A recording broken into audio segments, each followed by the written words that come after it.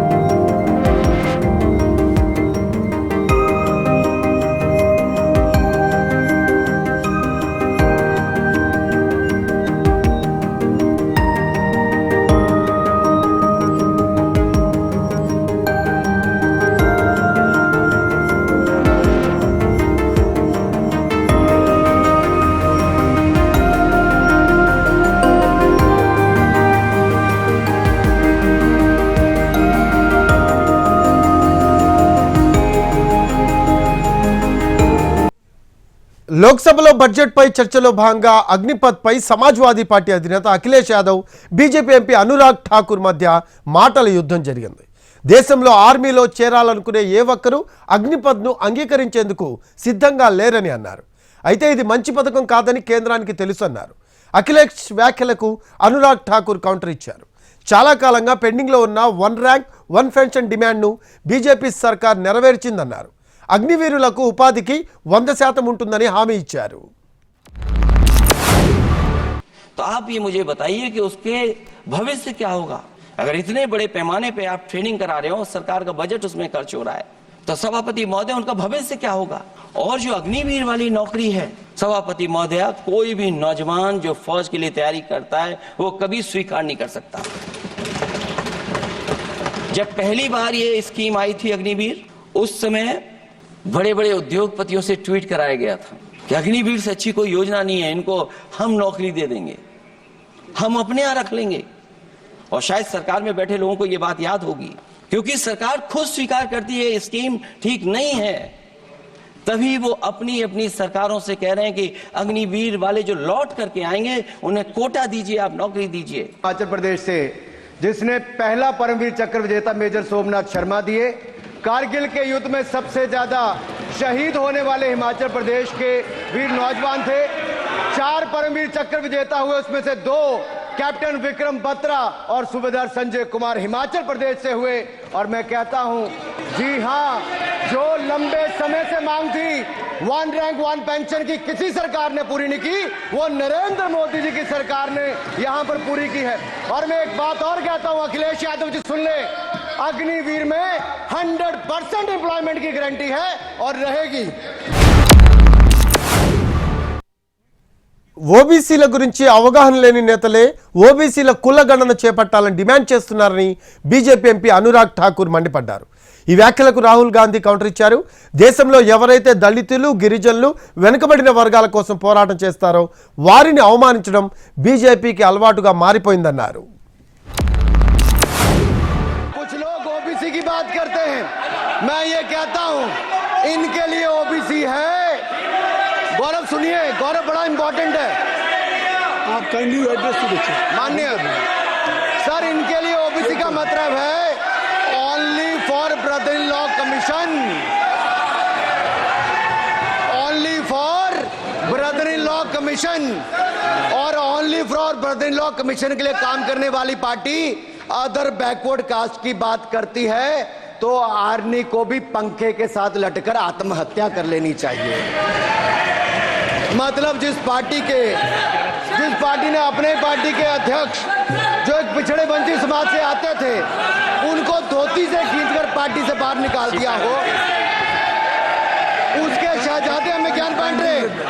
अरे साहब, इनको पहले तो एलओपी का मतलब समझना पड़ेगा। ये लीडर ऑफ प्रोपेगेंडा नहीं, लीडर ऑफ ऑपोजिशन है। इसका मतलब लीडर ऑफ ऑपोजिशन है। जितना मेरा आप लोग इंसल्ट करना चाहते हैं आप खुशी से करिए, आप रोज करिए, मगर एक बात मत भूलिए, जाति जनगणना को हम यहां पास करके दिखाएंगे। धन्यवाद। जितना इंसल्ट करना है करिए, मैं खुशी से लूंगा। అరువు తెచ్చుకున్న జ్ఞానంతో రాజకీయాలు చేయలేరు అంటూ రాహుల్ గాంధీని ఉద్దేశించి బీజేపీ ఎంపీ అనురాగ్ ఠాకూర్ విమర్శించారు. ఈ వ్యాఖ్యలకు రాహుల్ గాంధీ కౌంటర్ ఇచ్చారు. తనను ఎంత అవమానించినా వారి నుంచి క్షమాపణలు కోరేది లేదన్నారు. చివరి వరకు వారితో పోరాటం చేస్తానన్నారు రాహుల్. ओबीसी की बात जनगणना की बात बहुत की जाती है। माननीय सभापति जी, जिसकी जात का पता नहीं वो गणना की बात करता है। सभापति जी, मैं आपको याद कराना चाहता हूं, इसी सदन में एक पूर्व प्रधानमंत्री जी ने RG1 ने ओबीसी को आरक्षण देने का विरोध किया था। RG1 ने ओबीसी को आरक्षण देने का विरोध किया था। सर, जो भी इस देश में दलितों की, आदिवासियों की, पिछड़ों की बात उठाता है, जो भी उनके लिए लड़ता है, उसको गाली खाना ही पड़ता है। और मैं ये सब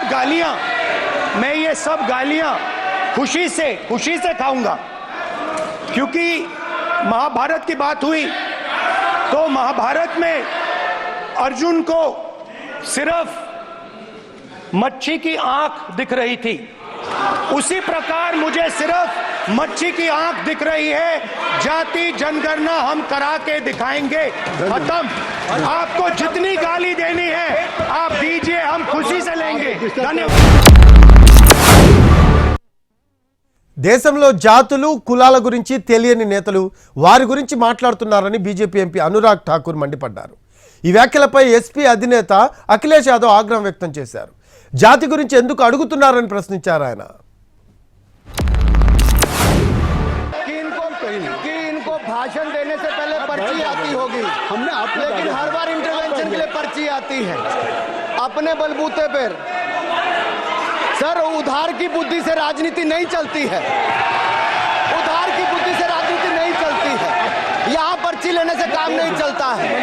आप बोल के हटते हो, फिर पर्ची आती, फिर बोलते हो, ऐसे कैसे चलता? ठाकुर जी ने मुझ पर गाली दी है। नहीं, कोई बात मुझे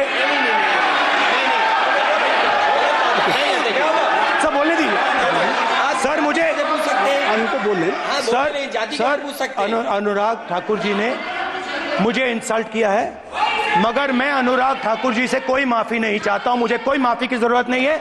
मैं लड़ाई लड़ रहा हूं। जितनी आपको गाली देनी है मैं आपसे कभी माफी नहीं मांगूंगा। मुझे आपकी माफी नहीं चाहिए।